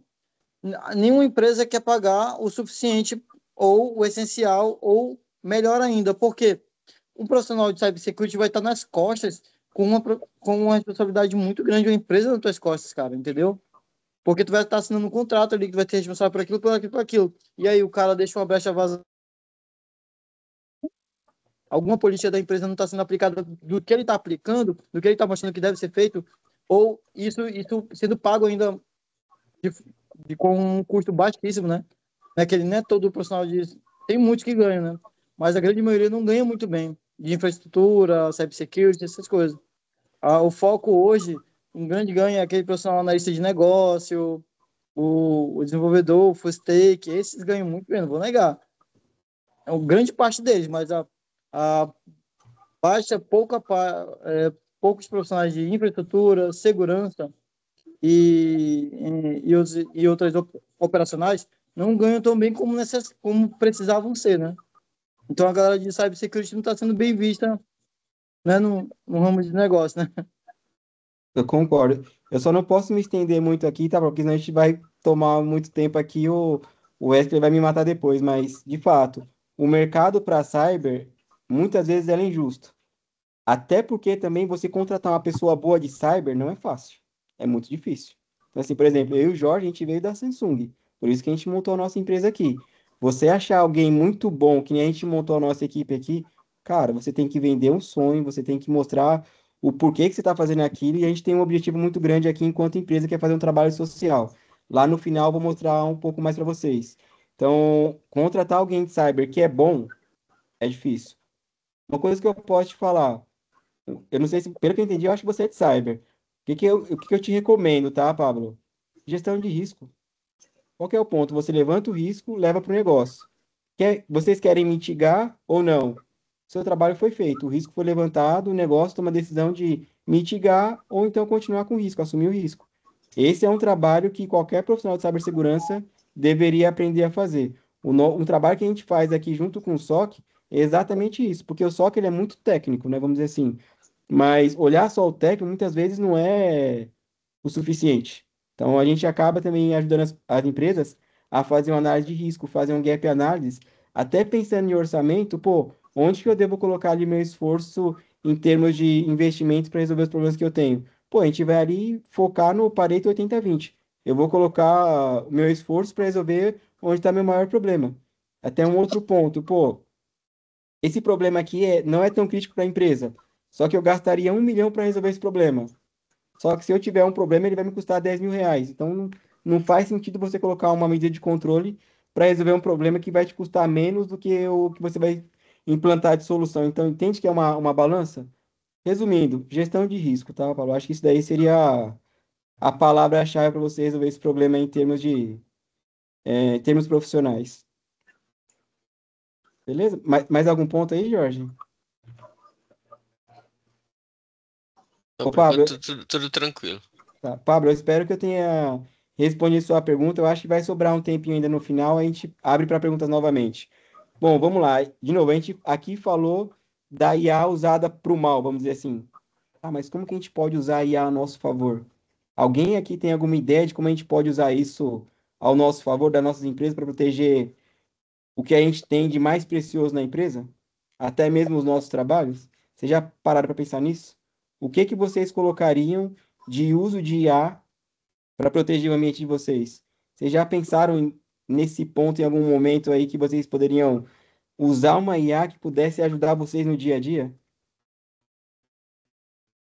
Sim, fica com essa perguntinha aí que eu acho que vai ser boa. O que a gente tem feito aqui usando o IA de forma prática para proteger os clientes que a gente atende, tá? Primeiro ponto aqui é detecção de ameaça. Uma IA faz um trabalho. Aqui eu não estou falando que o ser humano não faz um bom trabalho, tá, gente? Pelo amor de Deus. O humano vai fazer um bom trabalho, mas ele tem tempo que é limitado, nem todo dia o humano tá bom, a gente sabe disso. E uma IA, uma vez que ela é treinada, ela consegue entregar um resultado muito parecido por várias vezes. Então, a- o que pode acontecer pô, aconteceu um log aqui que um humano ele pode não detectar ali um possível problema. Já uma IA bem treinada, ela vai detectar. Ela vai fazer isso como se fosse um robô, literalmente um robozinho. E a chance de uma IA errar é muito mais baixa do que um ser humano. Então a gente vai mostrar para vocês na prática isso. Prevenção de ataque. Pô, a gente vai mostrar para vocês na prática também que olhar ali só um IP, um DNS, uma URL, um domínio malicioso, já não é mais o suficiente. Tem um negócio chamado Mitre Ataque, que ele fala exatamente qual que é a tática, técnica e o procedimento que o atacante está usando contra a sua empresa. Então, domínio, URL e IP é trivial. Todo SOC faz isso. A gente dá um salto a mais fazendo a parte que é entender como o atacante pensa, e entendendo como o atacante pensa, eu consigo prover para as empresas uma melhor defesa e uma postura de segurança muito melhor. Então, esse eu acho que é um dos grandes diferenciais que a gente tem aqui hoje na empresa. E gerenciamento de vulnerabilidade. Uma vez que a gente tem aqui o SOC, a gente consegue falar para o cliente, olha, essa máquina aqui está vulnerável. Aí o cliente vai lá e ele sabe exatamente o que agir, como agir.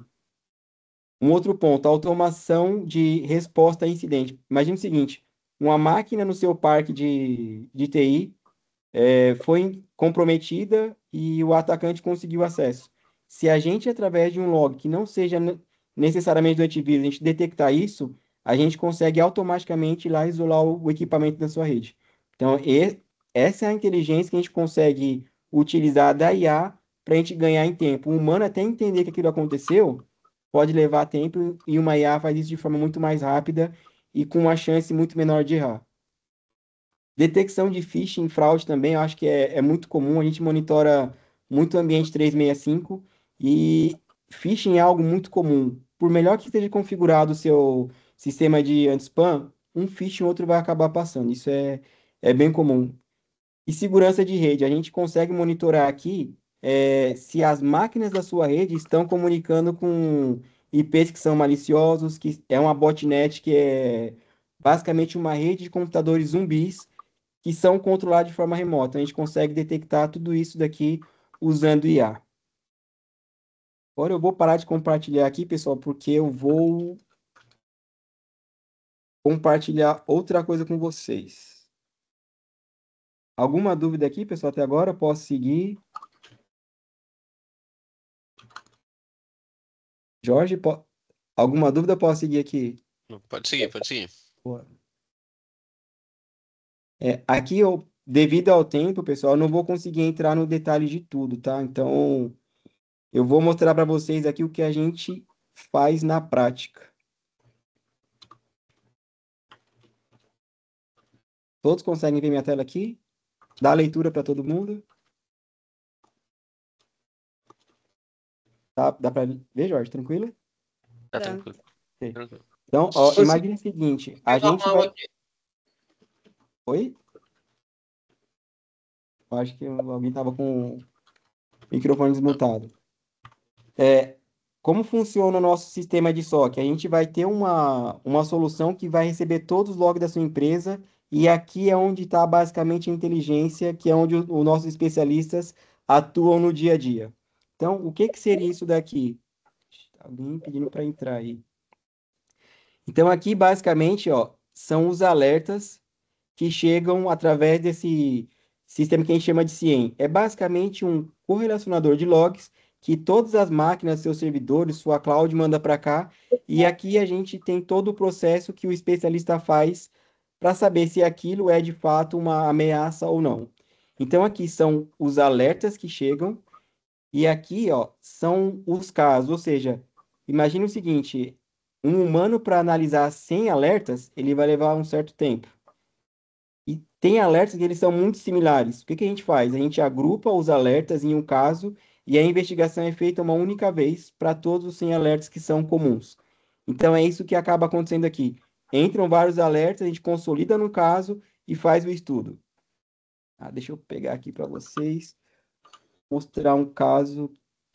Aliás, antes disso, eu queria mostrar para vocês uma coisa que a gente faz com o IA. Vocês me perdoam? Eu deveria ter colocado isso daqui logo no início. Então, para vocês verem o que a gente faz com o IA aqui no dia a dia, isso daqui foi bem no início que a gente implantou IA para ajudar a gente. Então, a gente criou uma IA que é basicamente um time de pessoas aqui que ajuda o pessoal a tirar dúvidas baseado em algum alerta. Isso foi bem no início, tá? Então, eu vou colocar uma pergunta aqui bem simples. Como que eu posso melhorar minha postura em segurança em cloud?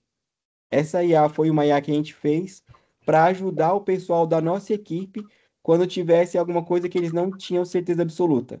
Então, o pessoal vinha aqui, colocava a dúvida deles e eles tinham uma resposta muito assertiva do que tinha que fazer com aquele alerta que chegou para eles tratarem. Então, aqui, da leitura aí, deixa eu aumentar um pouco. Qual foi a pergunta que eu fiz aqui? Deixa eu subir para... Eu perguntei como que eu posso melhorar a postura de segurança em cloud. Aí aqui a gente tem um time todo, tá? Então a gente tem um supervisor, uma equipe de Red Team, que é a equipe que ataca, uma equipe de Blue Team, que é a equipe que protege, uma equipe de investigação forense, uma equipe que faz a parte de governança e compliance, e eles atuam em conjunto para trazer uma resposta mais assertiva para a nossa equipe. Então, como vocês podem ver aqui, ó, foi chamado o supervisor do SOC, que chamou o especialista em inteligência, e aqui traz exatamente o que deveria ser feito: avaliação de risco, controle de acesso, criptografia e por aí vai. Esse foi o de inteligência. O que a equipe com a visão de Red Team, que é a equipe que ataca, pode pensar nesse aspecto? Aí aqui tem a visão da equipe de Red Team, o que eles recomendam fazer nesse sentido. Aí aqui já é a equipe de Blue Team. Pô, o viés de proteção, o que eu devo fazer? Então, tá aqui cada equipe, o que eles recomendam nesse cenário. Então, pessoal, isso daqui é o que a gente usava muito lá no início. Isso daqui, eu não vou falar que está obsoleto, mas é o que a gente usava lá atrás. Ajudou muito a equipe. E isso aqui é um caso prático do que a gente utilizava um tempo atrás de IA. Ou seja, aqui a gente tem uma outra equipe, que é uma extensão, basicamente, da equipe que a gente tem aqui, que são extremamente especialistas e que uma resposta, assim, muito assertiva. Lógico que levou um tempo até chegar nesse estágio aqui, mas hoje eu diria que já está obsoleto porque a gente já tem outras IAs que fazem outro trabalho. Então, só para dar uma pincelada do que a gente usa de fato de IA aqui no nosso dia a dia. Deixa eu voltar aqui.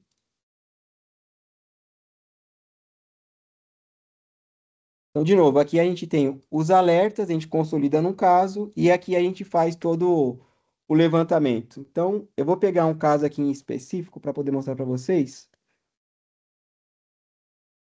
Tudo isso daqui eu estou mostrando para vocês, tá, pessoal? É algo real, de fato, que acontece. Isso daqui é o SOC da nossa própria empresa, ou seja, a gente não pode ser casa de ferreiro e espeto de pau. Então, a gente tem um SOC para monitorar as nossas máquinas, nossa infraestrutura, nossos servidores e por aí vai. Então, isso daqui é algo de fato real. O que a gente tem aqui? Quando agrupou vários alertas num caso, a gente tem toda a informação daquele alerta, que é exatamente essa coluna do meio aqui. Então, isso que a gente recebe no nosso IEM. Aqui na segunda aba, a gente tem basicamente o que a gente chama de playbook, ou seja, o que que o analista tem que fazer, quais são as atividades que ele tem que fazer quando chega um caso desse. Então, é exatamente isso que ele executa em termos de atividade. E aqui, o que a gente chama de observáveis, tá? Observable, aqui na tradução. O que que seria isso? Seria o IP, o DNS, o domínio e por aí vai. Então, aqui a gente faz basicamente a análise daquele item, que se ele é malicioso ou não. Aqui a gente chama de TTP, ou seja, lembra que eu falei para vocês que ver domínio IP é algo muito simples? Aqui a gente tem exatamente a técnica que o invasor tentou usar para atacar o ambiente. Então, aqui é uma IA que faz isso também, tá? Só que aqui está em português, porque algumas pessoas da nossa equipe, infelizmente, não falam inglês, embora a gente recomende muito eles a estudar porque é importante.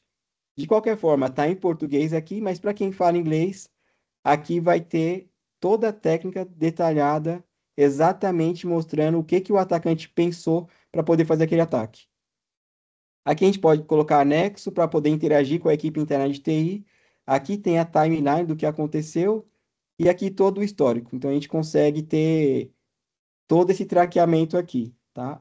Aí uma outra coisa que a gente acabou comentando com vocês, quando a gente pega esse caso, o que que a gente consegue fazer aqui no nosso SOC? Vamos supor, a gente pegou esse domínio aqui que a gente sabe que ele é malicioso. Nesse caso aqui ele não é, porque todos o que a gente rodou aqui para saber se ele é malicioso ou não, isso daqui são APIs que a gente usa de segurança para descobrir se eles são maliciosos ou não. Nesse caso aqui não é, mas vamos supor que fosse. O que a gente faria? A gente ia clicar aqui, ó, no responder e, por exemplo, ia isolar o endpoint, bloquear um domínio, isso já no faro de vocês. Então, esse é o grau que a gente consegue fazer aqui de automação no ambiente de vocês. Lógico, uma vez que esse processo já esteja maduro. Então, ou seja, é uma ação que, pô, eu sei que é malicioso, eu consigo agir num simples clique aqui de botão.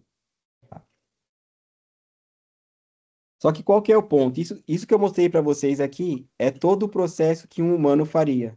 Hoje no nosso SOC, eu diria que 85% do que eu mostrei para vocês aqui não é mais um humano que faz. É as nossas automações que usam IA para isso. Por exemplo,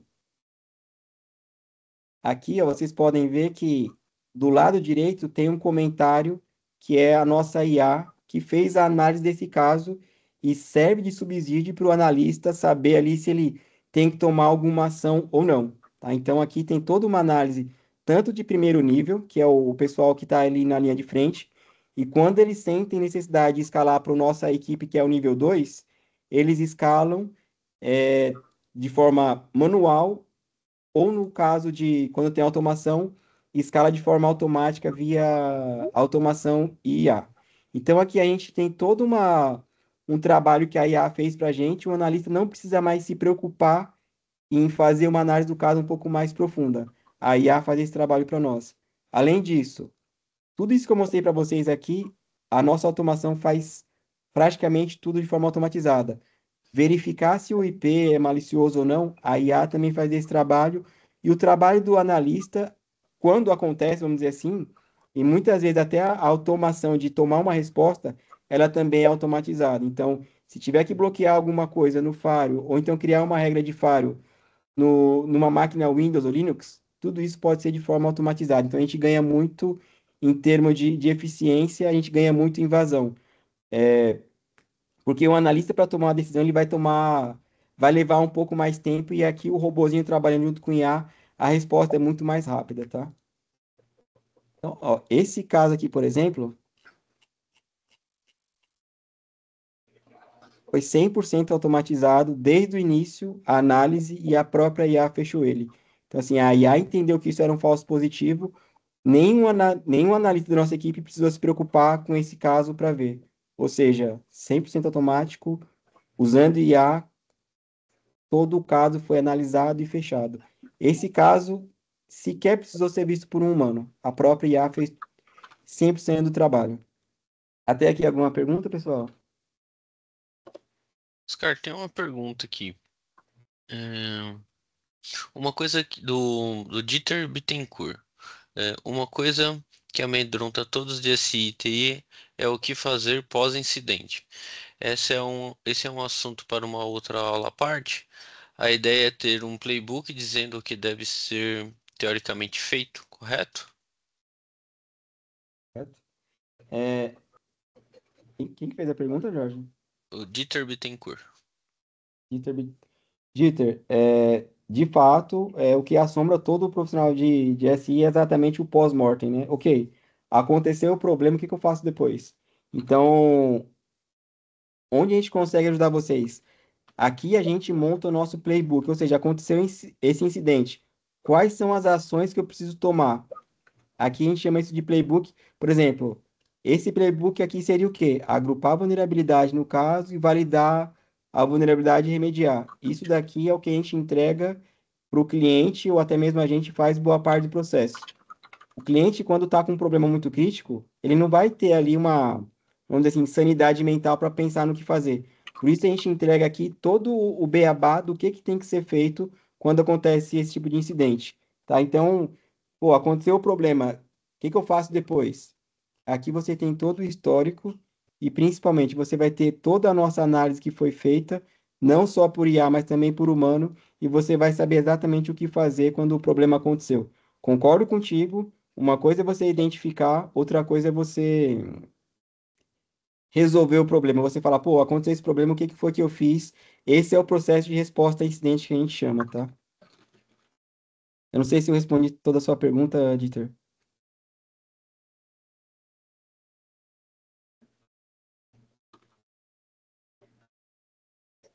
Jorge, me ajuda aí. Tá, então, Não, vamos para os tranquilo. finalmente. Boa, obrigado.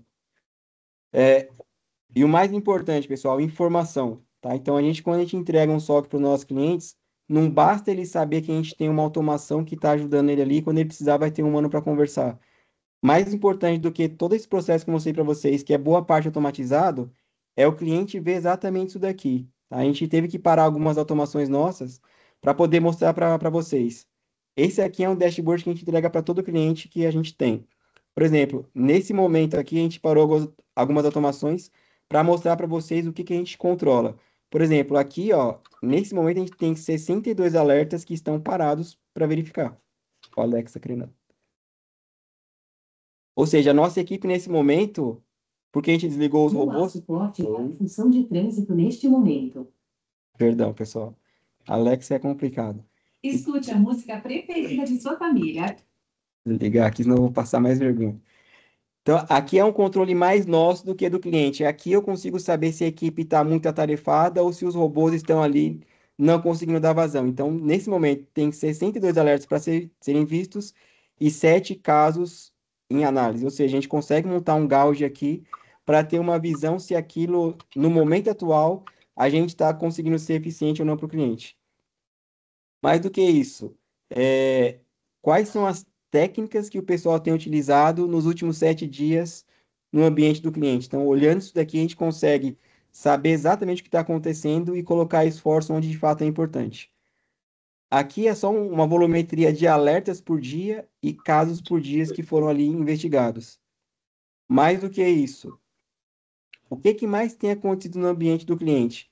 Então, com base nisso daqui, a gente consegue falar para o cliente, olha, o que mais acontece no seu ambiente é isso. Então, a gente consegue aqui colocar o esforço onde é necessário. E aqui, não menos importante, é o cliente saber, pô, do que chegou para a gente aqui, era algo crítico, médio, baixo? Então, o cliente tem acesso aqui para saber se o que aconteceu no ambiente dele é crítico ou não, se ele tem que se preocupar. Aqui é volumetria de caso, severidade de alerta, e aqui também é para entender quantos alertas chegam, isso daqui para a gente é um indicativo para saber se o ambiente está saudável ou não. E aqui é basicamente um estudo dos observáveis que a gente chama aqui domínio, IP, volumetria, quanto que o nosso SOC avaliou de artefatos ali no ambiente do cliente. Então, deixa eu parar de compartilhar aqui esse. O Gonzaga fez uma pergunta aqui. O ideal não seria primeiro usar as premissas básicas em cibersegurança e depois um período de staging, aprendizado para gerar o playbook? Sim, concordo 100%. E é de fato o que a gente faz aqui, tá? A gente entende que para gerar o playbook, ele precisa entrar num processo de maturação. Uma vez que a gente fez um acordo com a empresa, entendeu que está maduro, aí sim a gente pensa em automatizar, não antes disso. Então, concordo, você tá coberto de razão. Até porque se você automatizar um playbook errado, a chance de fracasso é muito grande. Mas como a gente já fez isso para várias empresas, então a gente já tem uma certa experiência do que pode ou não automatizar aqui, tá? Tem algumas coisas que ele já vem de, vamos dizer, de prateleira, né? Então, assim, um ataque de SSH, de novo, né, de brute force, ele é meio que padrão, né? Então não muda muita coisa. É claro que a gente não vai chegar, conectar no firewall e pedir para ele cortar o acesso do SSH, né? Ele vai ser automatizado para ele bloquear aquele IP, né, pelo X de tempo e depois libera ele de novo, né? Então, isso é claro, depois de um certo tempo da gente entender no ambiente, né? Mas isso foi só um exemplo mesmo de que, assim, algumas coisas dá para fazer já de cara, de bate-pronto, outras realmente tem que ter um aprendizado ali. Aí o pessoal, a gente vai precisar dar uma corrida aqui porque a gente já estourou muito o prazo. Então aqui a gente ia falar sobre riscos, algumas notícias, a gente vai passar para vocês aí o material para quem quiser. Essa aqui é a empresa que eu comentei com vocês que a gente é, faz essa ação social. É o Presente de Alegria, eles fazem um trabalho muito bonito e parte do nosso faturamento é para contribuir com eles, tá? Então, quem quiser interesse aqui, depois até fazer alguma doação, a gente vai deixar aqui no slide para vocês depois, que vocês podem ter acesso. Aqui são alguns dos nossos clientes, a gente tem hoje a GPTW, não sei se vocês conhecem ou não, mas eles são protegidos pelo nosso SOC, uma empresa de segurança, aliás, de saúde mental, uma empresa de telecom, uma faculdade, até uma empresa de segurança lá da Europa, Acreditas, que é uma das maiores empresas financeiras aqui de São Paulo, ele é cliente nosso também, e a Unieduca, que também é do ramo de educação. Então, esses são alguns de nossos clientes. Então, aqui, nossa equipe, eu não vou passar. Perguntas, eu acho que não vai dar tempo, pessoal, então a gente vai direto pro sorteio aqui agora. Wesley, você acha que dá tempo de fazer o sorteio com o pessoal aqui? Claro, essa parte aí eles estão ansiosos, com certeza. Eu vou parar de compartilhar aqui então, peraí. A gente vai considerar aqui então, Wesley, são 107 pessoas. Eu vou compartilhar minha outra tela aqui com vocês agora.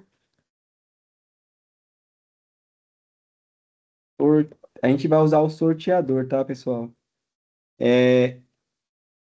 O que a gente vai sortear aqui, tá, pessoal? Já que me corrija se eu estiver errado. Dois iFood. Confirma o valor, por favor, aí, gente, que eu não tô conseguindo, eu não tô vendo a tela aqui. Um de R$ 200 no segundo lugar e o terceiro lugar de 100. Tá, então é isso que a gente vai sortear aqui agora, tá, pessoal? Eu vou compartilhar o sorteador com vocês aqui, para todo mundo ver que não tem maracutaia.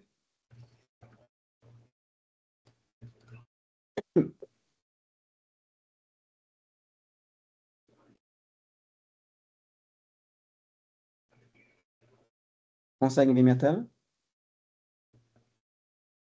Já que me dá um retorno, vê se consegue ver a tela aí, por favor. Sim, dá pra ver a tela. Sim, pode ir. Até por respeito à LGPD, tá, pessoal? A gente vai sortear aqui pelo número do ticket, tá? Então, vocês estão vendo aqui para a gente não expor dados de ninguém, tá? Então, a gente vai sortear pelo ticket. Então, a gente vai sortear um por vez. Quem tiver presente aqui ganha, quem não tiver presente, a gente passa para o próximo até que a pessoa esteja presente para ser justo com quem ficou até o final. E até peço desculpa, pessoal, por ter estourado o tempo aí. Então vamos lá, tá aqui as 107 pessoas que vai sortear agora. Só lembrando, quem foi sorteado aí, dá um oizinho no chat, tá, pra gente. Aqui eu vou consultar no Simpla. Quem tá aqui?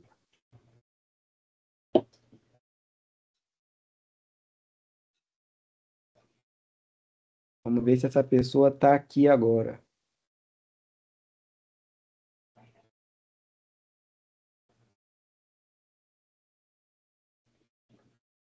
Um minutinho.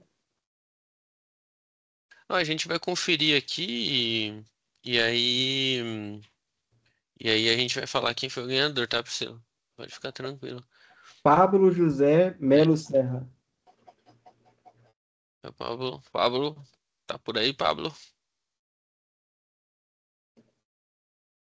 O Pablo Ele tá foi... conectado.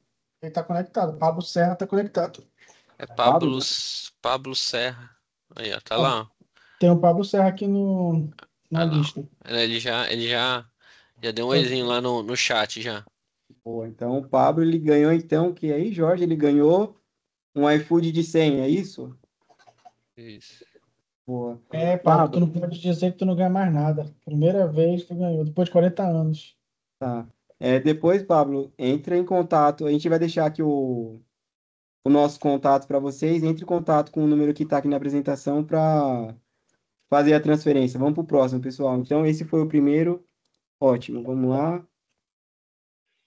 Sortear sem repetir, porque não pode ter repetido, né? Vamos lá. Sortear agora.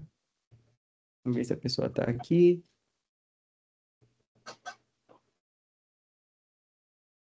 Clover Silva.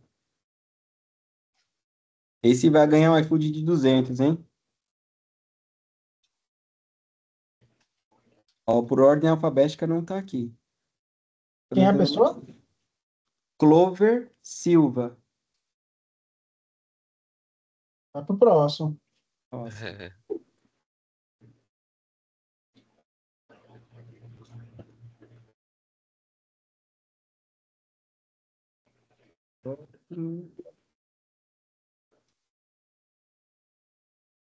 Esse aqui é da nossa equipe, não vale. Foi você, Arthur. Aí, Olha só. Eu nem me inscrevi, pô. vai perder um iFood, então, pô. Dieter, esse aí a gente Olha respondeu aí, até pergunta. Titão. O Dieter é campeão de iFood, mano. Ah, é mesmo? O Dieter, então, Ô, ganhou R$ 200. E o último aqui vai ser uma avaliação de segurança da nossa empresa, sem custo nenhum, que leva em torno de 2 horas, tá? Então, vamos pro próximo. Sem mais delongas, vamos lá.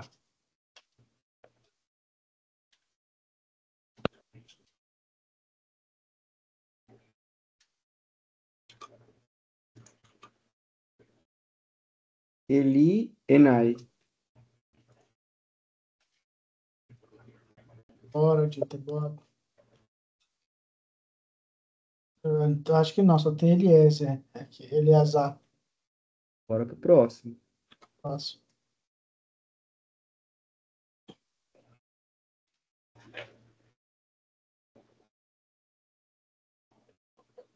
Jean-Pierre Matos.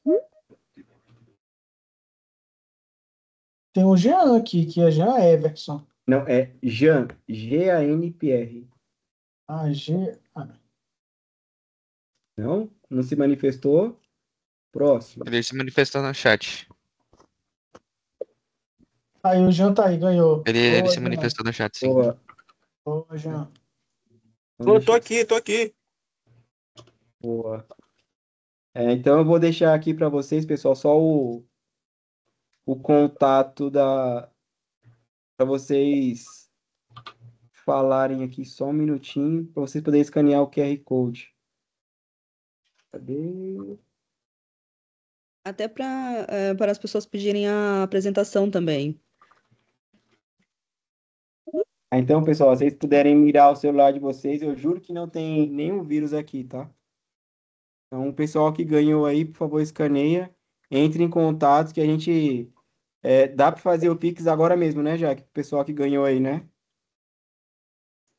Dá para fazer. Então, quem ganhou aí, pessoal, entre em contato através desse número para a gente poder fazer o Pix. E quem ganhou o Assessment de Segurança, a gente faz o NDA para não ter nenhum problema jurídico, então a gente vai seguir todas as normas aí necessárias. Mais uma vez, Wesley, obrigado pelo tempo, perdão por ter estourado aqui, mas aqui a gente acabou tendo algumas perguntas que não teve como a gente fugir muito. Foi Mas ótimo. gostei bastante de bater esse papo com vocês aí. E agora a gente tá por você aí, Wesley, agora é contigo. Oscar e time, muito obrigado. Eu acho que foi muito proveitoso. Eu tenho certeza que a gente tem espaço para fazer outros e alcançar mais pessoas, né? Tivemos 100 inscritos e um quórum muito bom. Agora está em 35, mas no máximo que tivemos foi 41, né? Então, realmente a galera aqui interagiu muito. E é um tema que está muito quente, né? Então a gente tem como desbravar muito. Então, ano que vem a gente já se programa para fazer um outro, já se programa para fazer o presencial e a gente está à disposição, até que ela é essa família que cresce cada dia mais e a gente está com esse objetivo de fortalecer o estado do Amazonas com ações e propostas como essas, né? Então, muito obrigado mais uma vez por acreditar, Arnaldo, também obrigado por ter trazido vocês a gente. A gente conta muito com vocês e agradece muito pela colaboração de vocês. E respondendo aqui, vai ter sim um certificado de participação desse webinar, tá?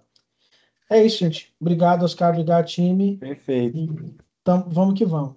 Obrigado. Boa noite pra todos. Eu queria ter feito Valeu. uma brincadeirinha, queria pegar uma empresa e falar assim, pô, será que essa empresa tem vazamento de credencial? Mas infelizmente o tempo não deu, galera. Bora Quem tirar uma sabe? foto. Bora tirar uma foto. Todo mundo Bora. aí, compartilha sua tela aí. Abre sua câmera aí, quem puder. Dieter, tu tá na rede, não tem problema não, Dieter. Tira a apresentação, bom, para ficar melhor para tirar foto, bom. Tirei. Agora. Bora ver se a galera vai abrir. Deixa eu mudar aqui a...